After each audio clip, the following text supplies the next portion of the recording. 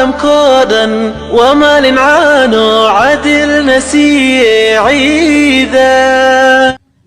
عيد وناكسن ضمان أمد إسلامك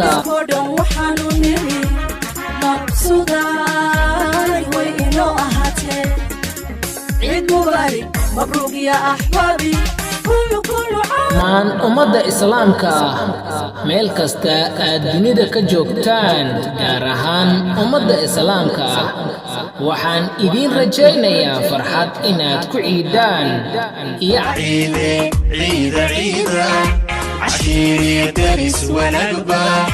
عيد عافية عيد مبارك عيد ونكسن كل عيد عافيمات بشبش يخبر واخوينا نقارنو